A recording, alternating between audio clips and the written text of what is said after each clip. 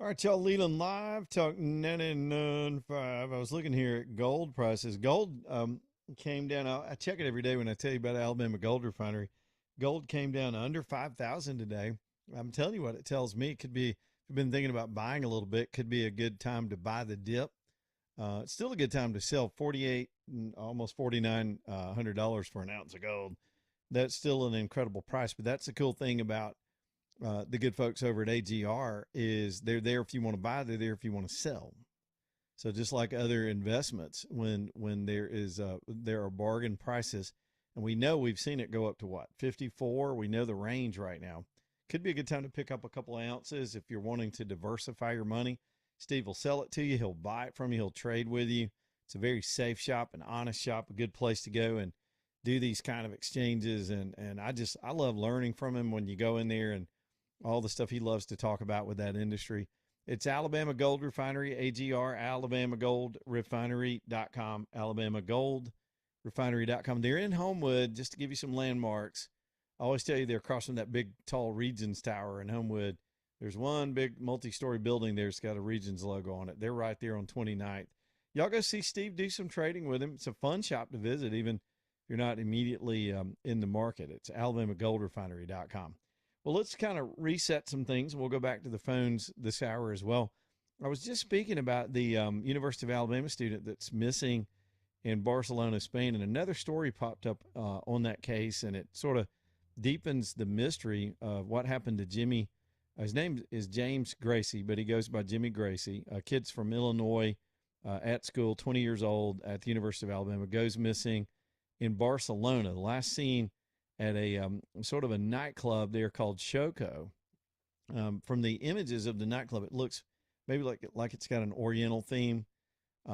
Barcelona, Spain is on a coastal area, very much in the Mediterranean part of Spain, and beautiful city. I really enjoyed our time there. I think even though I had no luggage in my visit there last year, but was able to piece that trip together and walk all over the place. And I'm telling you, I'm not a night owl anymore. I'm too old for that stuff. But a couple of nights we had just been out walking all day, and we would pop into one of the eateries and eating out on the streets. Those tapas plates are what they're known for. Vibrant kids everywhere, nightlife. We met some really cool people there.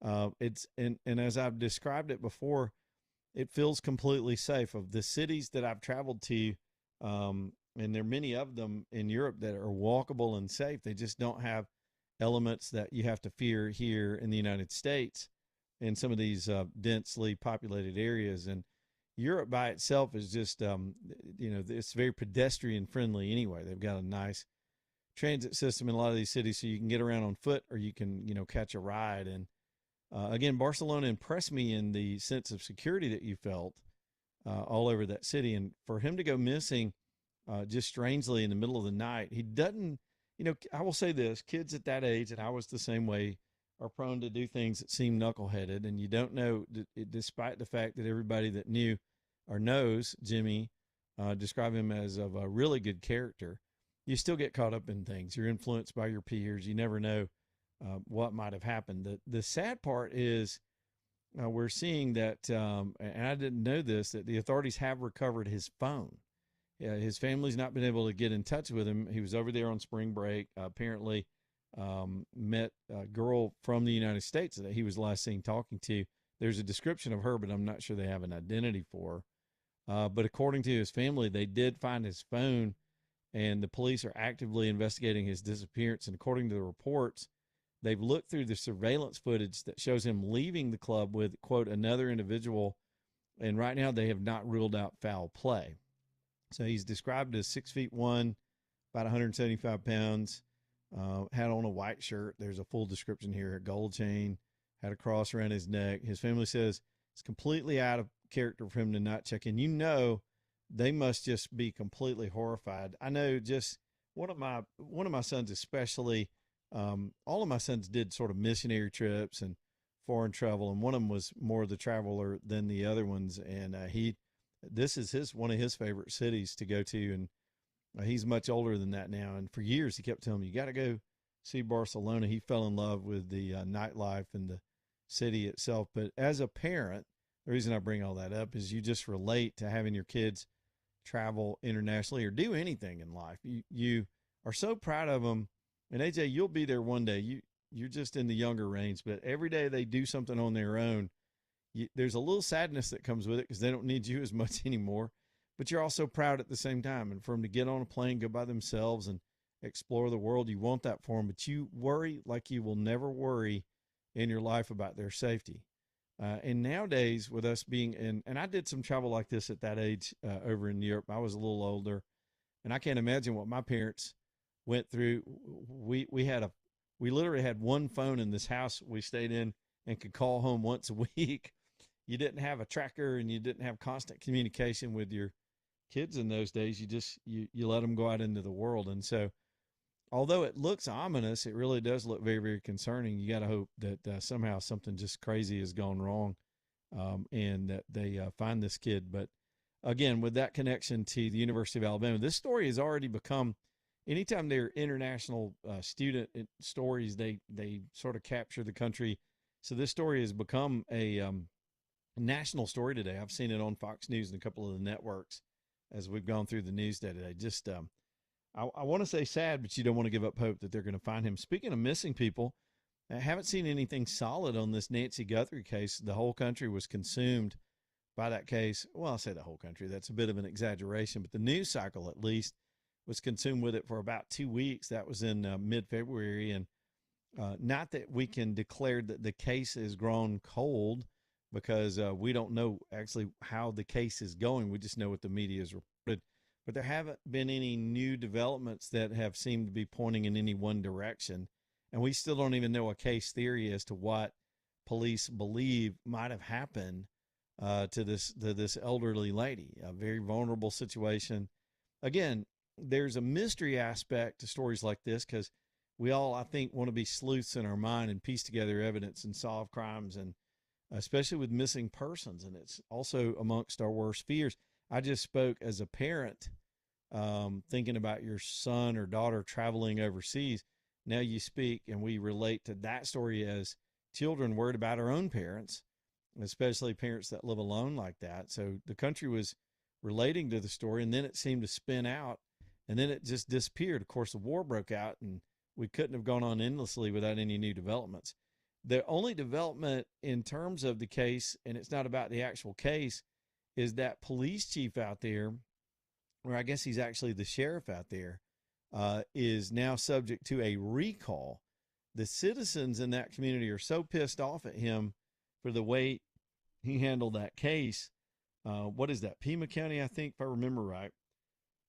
And so they have the ability, and I wish we had this in Alabama. We don't have recall in Alabama where you get fed up with an official, you pass whatever the standard is out there, and they can get on a ballot and have a ballot measure for the citizens to unelect somebody. And so there is a petition that's now started. I don't know what its prospects are. I mean, it could be a long shot, but I think they're just embarrassed because the local police seem to have muffed the evidence chain. The crime scene became contaminated. Some of the public statements, and even though I bought into his jive at first, he seemed sincere. Turned out he was a little bit self-aggrandizing. Then he fought with the feds. He got territorial. He had fired, at one point, he had fired one of their asset. They had a guy that was a specialist at flying their helicopter. They could have used helicopter searches at the beginning of this, but they didn't have that personnel.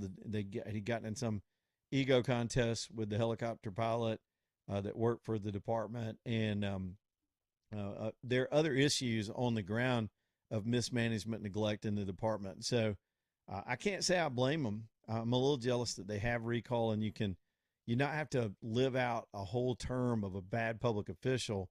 And there's a medium range between scrutiny on incompetent public officials, and then the only thing you can hope for to get them out of the way is a criminal indictment or getting to the next election. In between that is recall, and it's something we don't talk about much. Maybe I'll do a little bit of a speech on that real quick. There's something called I&R that some states have. It's initiative and recall. Okay, initiative and recall are kind of twin approaches to governing. Initiative means citizens can decide around the legislature to put something on the ballot, and then voters get a chance to vote on it. So there's a process where you've got to go get signatures, and there are standards, qualification standards to get something enacted. And so in some cases, those standards, in some states, those standards are super high and almost impossible. California went through this. If you remember, we watched from a distance while California went through it. And in some cases it works, in some cases it doesn't. If you remember, I think they tried to recall Gavin Newsom. Arnold Schwarzenegger became governor out there because of a recall. A guy named Gray Davis, y'all remember that? Got recalled and voted out of office, and Schwarzenegger became the governor. But so recall is when the voters decide they want to have an election, almost a no confidence vote election on somebody that's gotten in trouble politically. An initiative is about actual policy and laws and things you want passed. Now, I'm open-minded enough and trust my fellow citizens enough to think that if we had initiative here in Alabama, if I had to sit here and think about it, there could be a number of things that could wind up on the ballot if you excluded the legislature from the process that most people in the state would rather vote on. Like, for example, a clean lottery. If you just wanted a lottery, up or down, yes or no, lottery, whatever, do whatever with the money, they're going to waste it anyway. You'll never get that through our legislature because too many of them have been paid off by existing gambling interests, both in neighboring states and here at home. They're not going to let a lottery come in and compete with them. If we do that, they want a piece of it. And by the time they get involved, it goes to hell. It becomes something objectionable in a bill, and they can't ever get it to a ballot. So I'm not saying whether you're for or against all that, or whether I'm for or against it, it's not the issue. I'm trying to make a point that that's one issue right here in front of us that comes up a lot that seems to be bogged up in the legislative process, the pay-to-play system down there, where nothing really gets attention unless it's got big lobby money behind it. And so the citizens are just kind of sitting around every 4 years trying to pick the lesser of two evils to represent them. And we're in a year like that where all those offices and all the constitutional offices are up. If we had initiative and you could put things on a ballot and call for a vote on it, we could do that anytime we wanted to about anything. Any of the issues of our day, we wouldn't have to wait on the legislative process. The opponents of that, I'm getting a little deep here, but I'm just wanting to explore it for a minute. The opponents of initiative here in the state come from interesting quarters. Most decidedly the big lobby groups in the state who own the legislature, and they don't want you rabble rousers voting on your own stuff outside the gatekeeping that they do on these people that are in office. They've already bought them. They've already given them campaign money. They don't need you having any power, as evidenced by the fact that they're trying to get rid of your vote on the PSC right now. They don't even want you. That is a weak agency that doesn't do a whole lot. They don't even want you to have that power. So they're trying to bottle it up in Montgomery so they can control it with dollars and influence over these people. It's power away from us, even though they called it the Power to the People Act or something stupid. So those entities, the big money people, the boutique lobbyists, the people that make their money on the business of policymaking in Alabama, absolutely fear initiative. There are other groups that I've run into over time, and it's actually some conservative interest groups that I've actually worked with and appreciate and respect. They fear it because in the early days of initiative out on the West Coast, things like legalizing marijuana came up and people voted for it. And it scared them because, sort of like the moneyed interest, they have less influence to stop that stuff if it gets out of hand. And so they worry about what could come along, what could change, what could be manipulated into a ballot measure on the ballot. So it's an idea that probably ought to be looked at here in Alabama as dysfunctional as we've become in a one-party. When you got a one-party state like this and a bottleneck of decision-making and a corrupted process, we're not going to advance a whole lot. We're not going to attack problems and change things. It's not as bad as what we're dealing with in the United States Senate right now, but it's not healthy. So, man, I got on a policy ramble with that little situation, but it's I guess the whole thing about the sheriff out there in the Nancy Guthrie case got me going on it because I wish we had some options. I wish every now and then we could have a direct say because our representatives fail us so many times. pay attention to these elections and ignore all these ads that talk about how great they are and do some digging and choose wisely. We are heading to the polls. Really, May is going to decide most of this in the Republican primary, and we're just weeks away from that. All right, my man Danny Knowles is over at the Knowles Group. Y'all know my longtime, lifelong friendship with Danny and what he's been able to do for lots of people in this audience over the years. Danny is just a good guy. He's a straight shooter. And these are times like today, the market took a huge dump. Lots of pressure on the market right now. The oil situation with the ongoing war. And then, of course, we had the Fed came out and said they weren't going to drop the interest rates, and the market really wants cheaper interest rates. And so all that led to a huge down day. If you're doing this by yourself, you might be a little jumpy today. It went down 1.5. You might think it's time to pull. But if you go panicky, you just like when the tariffs were announced, and the conventional wisdom was completely wrong on tariffs, by the way. We've got so much new information on how well that strategy is working for us. Market took a dump. If you had held on, you'd be fine. If you sold, terrible decision. So you got to be able to anticipate these things and not fret them and not get emotional and be strategic. And that's why you need professional advice. And that's what Danny does. Either for your day-to-day stuff, if you're just moving things in the market and trying to grow wealth aggressively, or it's a retirement-oriented approach where you want it to be conservative but steady, and you want your return. And when you retire, even more conservative, you just want a good paycheck. They've got approaches that Danny's learned over, I guess, 4 decades now in this business, working for some of the biggest firms in the world. But years ago, he wanted his own name on his shop. He wanted to do things his way, and he started the Knowles Group. And I'm proud to introduce my friend to you. Y'all sit down and see if it's a fit. See if y'all G-haw. If you don't, you don't. Danny gets it too. But if you do, let him help. And I think what I do know is he'll tell you his dead level best, what his best advice is to keep you on track. It's theknowlesgroup.com, N-O-L-E-S, theknowlesgroup.com. Back here in just a minute.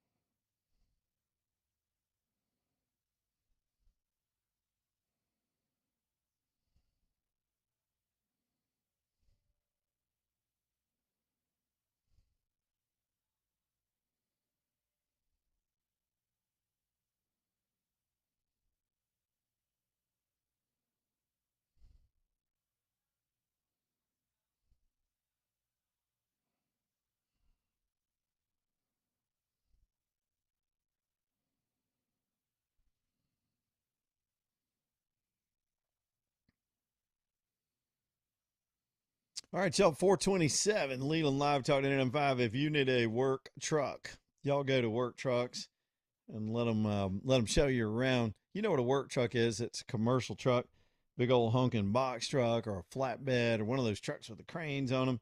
They've got vans down there of every shape and size. I don't even know what they call them. The ones with the big service bodies on them, but they're also a van chassis. All those down there specified for your industry. They have gone to the trouble to do the hard part, which is tracking these things down, getting them off lease, getting them all the way back to Birmingham, going through them 125 points. So you don't have to do all that stuff. Again, I don't even know what 125 things I would check on a vehicle is, but I'd kick the tires, maybe look under the hood for a second. But they vet these things and then put them on the lot. That's a quality control thing that they do and gives you a lot of confidence. They've got extended warranties. They've got financing. It's everything you need to keep your business going up and down the road and your stress level down while you go try to make money. Go see Bubba and them downtown Birmingham Work Trucks right around the corner from Iron City on 3rd Avenue South, worktrucksllc.com. Let's squeeze a call or two in here, and then we'll do the bottom of the hour. Bob's in Trussville. What do you know, Bob? Hey, I know you've got a break coming up, so I'll make it quick. Okay. I would love to see both the recall and initiative referendum coming into Alabama. Yep. However, we all know that really the biggest lobby against that would be the current legislature because they don't want to give up their power. They don't want to give up any other opportunities to lose their job. And the other thing with an initiative and referendum type situation, I mean, first of all, you got to have a threshold of signatures to even get it there. So, yeah, you're going to have some fruitcake issues that come up. But if you don't get the signatures, it never goes forward. Yeah. But the big thing is they don't want the average person looking like they're smarter than they are. Exactly. Nailed it, Bob. Hey, man, here's the break. Back in a minute.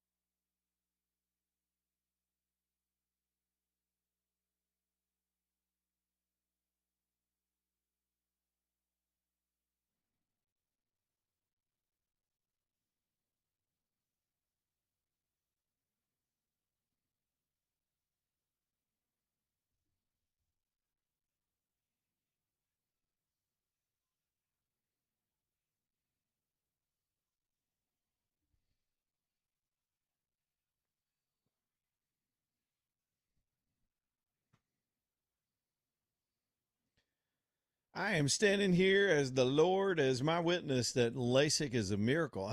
I'm just telling you, I'm a disciple for LASIK, especially at Michelson Laser Vision. I can't overstate both how great the procedure was for me and being able to see 2015 going on 7 years, and how great the Michelson folks were at giving me the right education and encouragement to go ahead and do it after years of friends that had gone to Michelson just pushing and nagging me about, I say nagging, they were just being friendly and saying, look, man, you ought to get out of those glasses. And I was so cocky about it. I was like, I don't need freaking surgery, man. I like my glasses. That was so foolish. I wish I'd gone and investigated, educated myself. There are other areas of life that happens to you. Wish you'd slowed down a minute, at least checked it out. So don't give it a big old poo-poo platter until you at least go down to Michelson, downtown Birmingham, and meet with them. Let them explain how it works. Let them check you out. You may not be eligible. That'll kind of rule it out. But sadly, some people aren't. Certain conditions just can't be fixed with this, even though they have the Contura system, which is more capable than any laser before it. It does things that are changing lives in ways in the last few years that couldn't have been done years ago.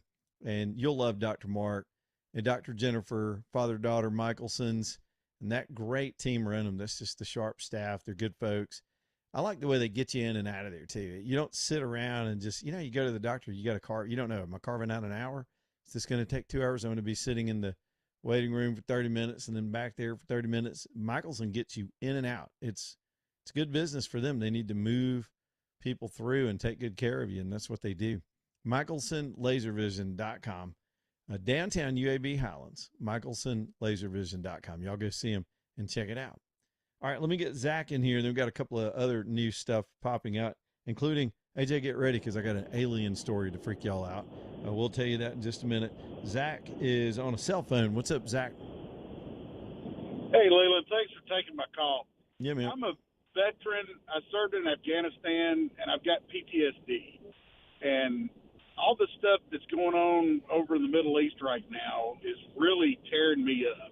Yeah. From a standpoint of that, I voted for Trump, all 3 times, and he said he wasn't for endless wars and all this stuff. He says this isn't going to be an endless war.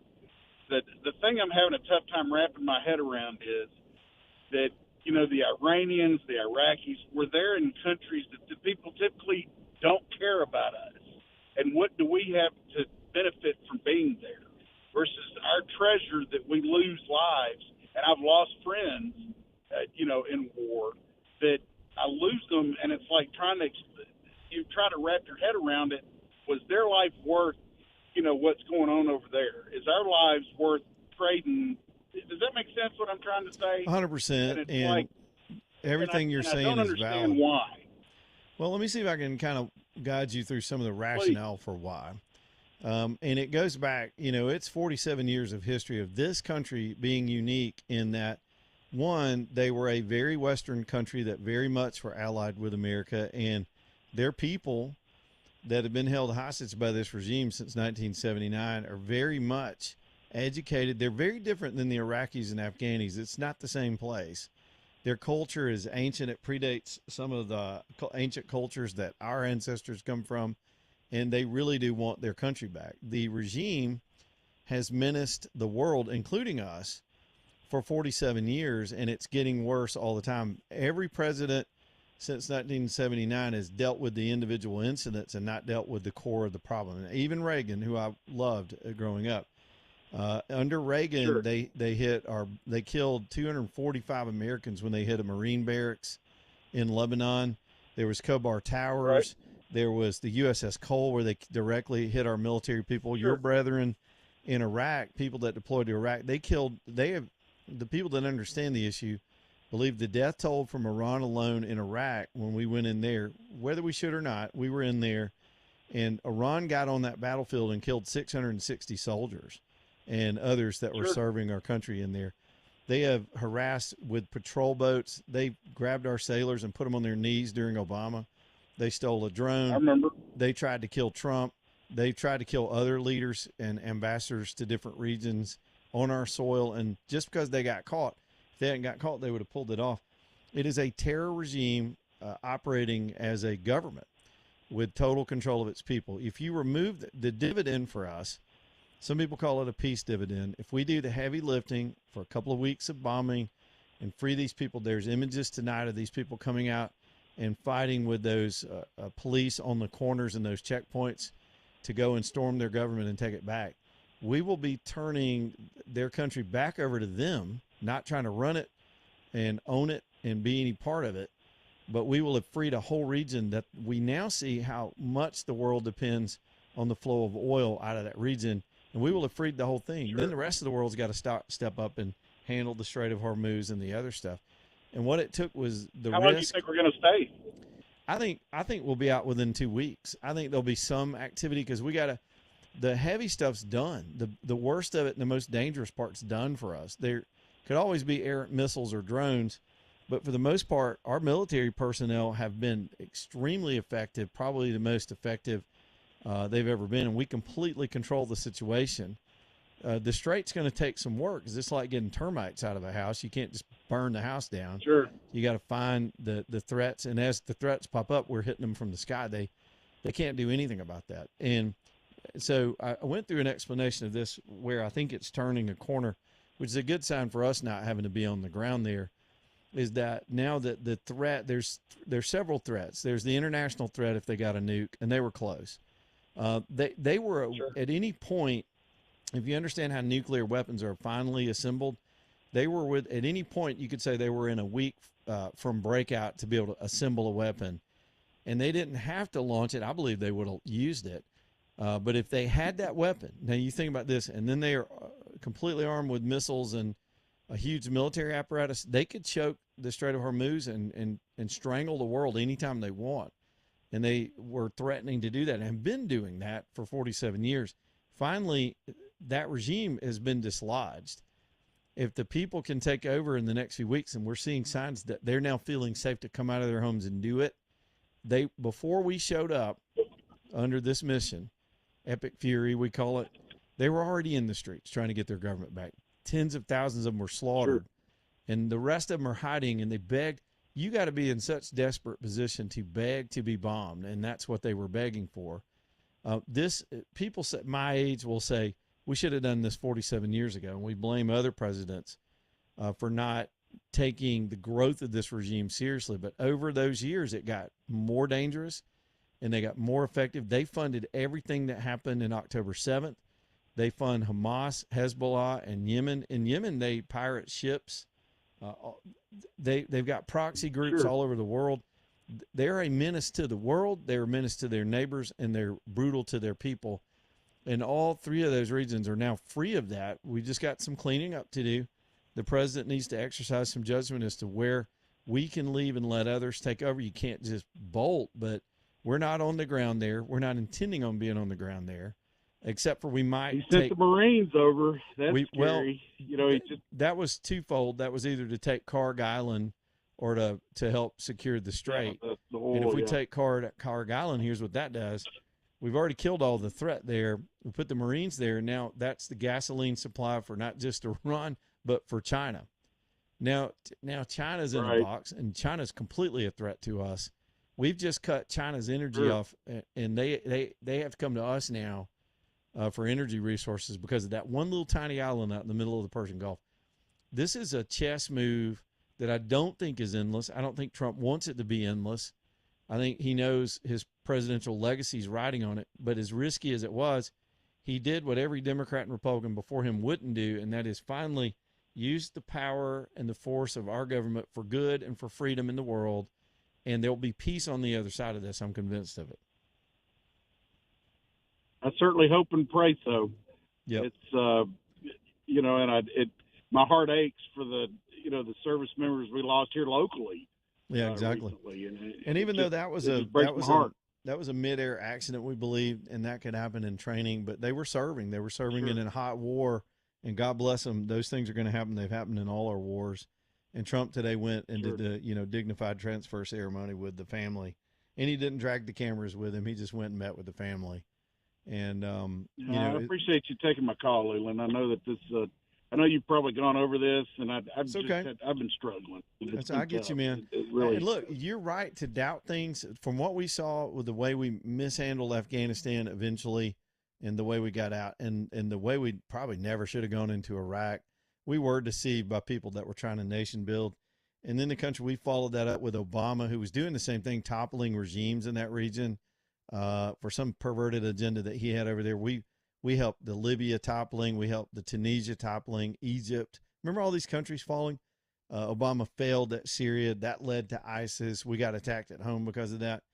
His cowardice in trying to do this at night through the back door with covert operations and using proxies was why that became a worse situation for the United States.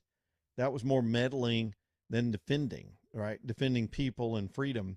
That wasn't what he was about.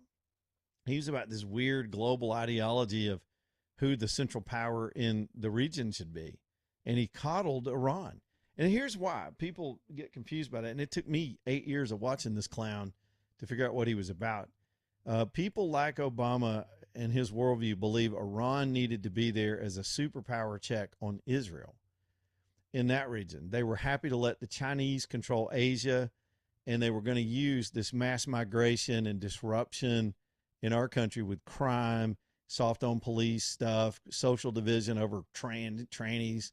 That wasn't just a reaction Obama had to his times. They instituted these things in our country to get us to fight with each other because they wanted to collapse the place.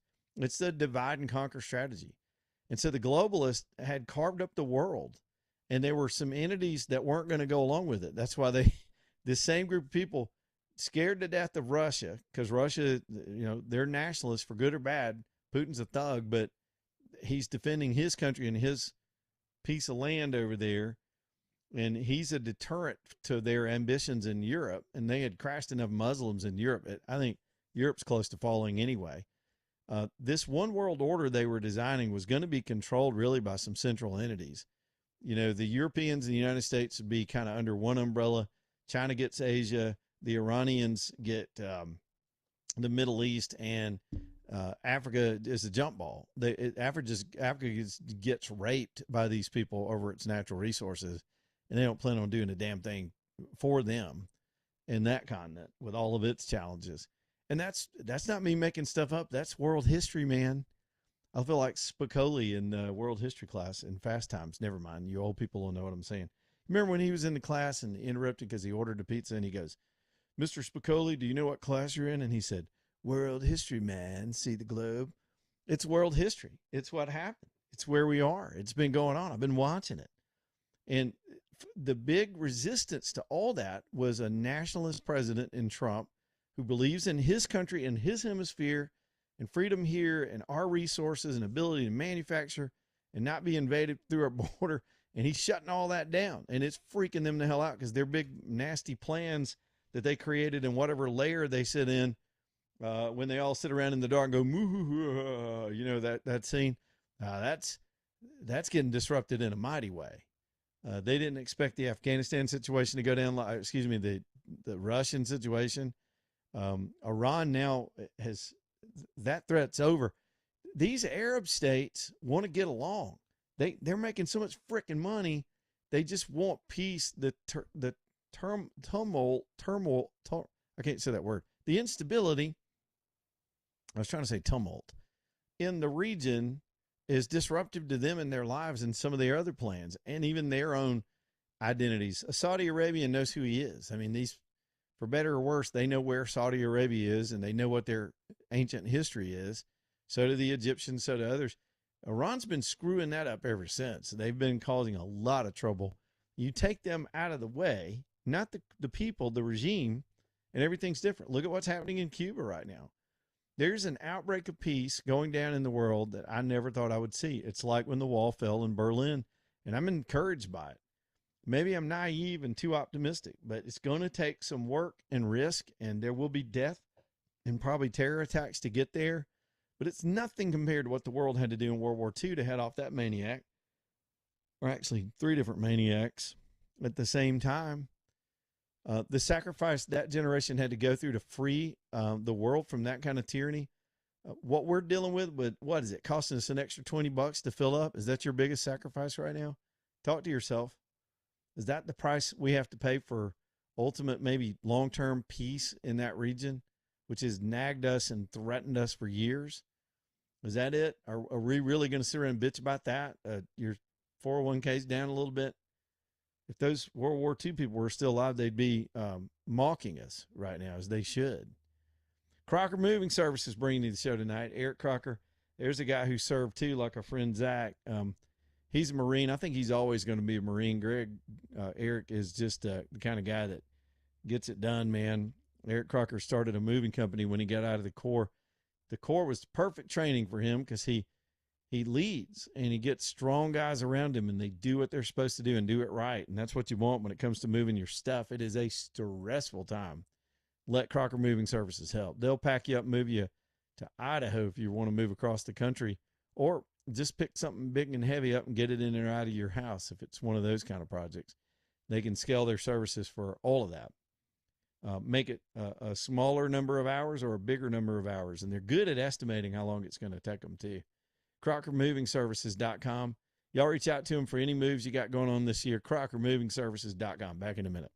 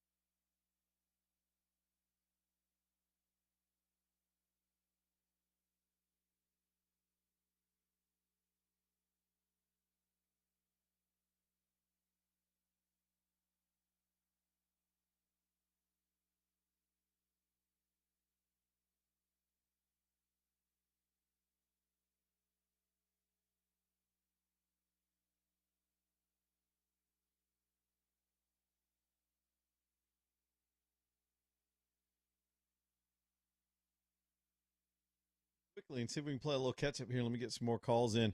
Hueytown Pond, Tommy's always updating me, and I love that because that gives me fresh stuff to tell you all the time.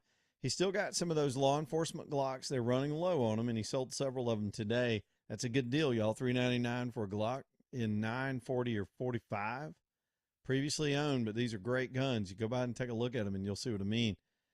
Same thing. He just let me know that they've got some sound suppressors coming in now. They've been known for a long time of having a huge selection of sound suppressors. They got a whole vault full of them, and they've got some of them. He said they're running a deal on some in the lineup that are $298. What? I mean, these things, sound suppressors. I don't know if I'd seen many that were under $1,000, but $298. That's where some of them start. Depends on which one you want and all that. Tommy was telling me that 22 caliber suppressors are like the rage right now, and he's got them in stock. That's what you've been trying to track down. Y'all, it's called a pawn shop because that's how they started, but this is a legit gun counter at that store with all the things you want, hunting stuff, personal carry, tactical everywhere, ammo, all the accessories. Hueytown Pond, Brook Lane Drive over in Hueytown. Y'all go see Tommy and get one of those deals. Let's go to Dan in Birmingham. We'll get another call in here real quick before we get to the top. Dan, what's up with you, buddy?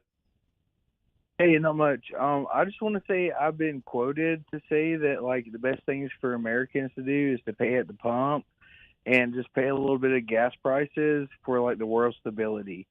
Like, I've been quoted saying that. And I would also say, like, with the Strait of Hormuz and all this stuff, like, I really see gas prices, like, elevating more than this. Because if you look at the national price of oil, you know, everything, it may be over $100 today, but there's definitely a giant choke point when it comes to, you know, this is a big game for energy. Long story short, Leland, without trying to get too deep. And this is the America's and the U.S. best attempt to attack everybody around. It really is because, you know, America, I'm a huge proponent, and we should have America oil price, and we should have a European and Asian oil price because, seriously, we can produce our own. Like, we don't need the rest of the world. So why is this oil price, like, really hurting us? We're net exporters. You know, there technically are two prices. There's a West Texas index. Today it was at 96, and then there's the Brent crude. That's really the ocean-going oil. The world pays kind of an average between the two, so it depends on the source. But you're right, and I'm an advocate for it. We should not isolate it, but protect that territory so that the West can supply the West.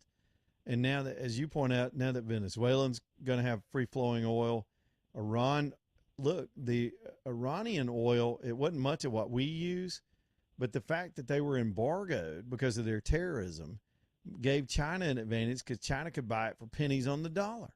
So China had a huge advantage. We're over here trying to power our country with batteries and mouse farts and unicorn dreams and all this green stuff the left kept trying to push that was failing. And they're over there buying pennies on the dollar oil and building up their military apparatus. And that just got even because now their supply has been interdicted, and the Iranian oil will have to be sold on the free market now. And the Chinese will have to pay what the rest of the world pays. Yeah, and all these sissy-ass Americans right now that's complaining about, I mean, seriously, $3, $3.50 at the pump.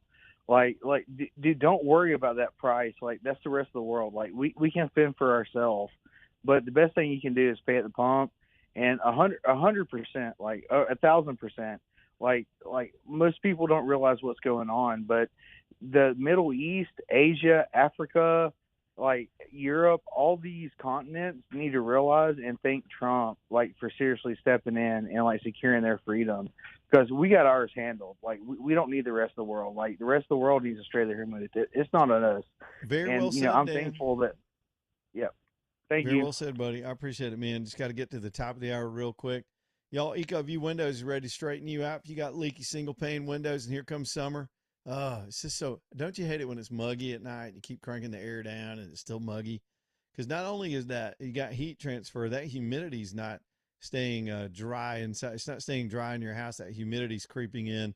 Y'all, let's get that fixed. The best window and company door company around is EcoView Windows and Doors. Becky runs a tight ship, the best installers in the world, the best products, the best prices, and they'll save you 35% on your heating and cooling bills. Talk to them about how that works and the way they guarantee that. EcoViewWindows.com, EcoViewWindows.com. Back here in a minute.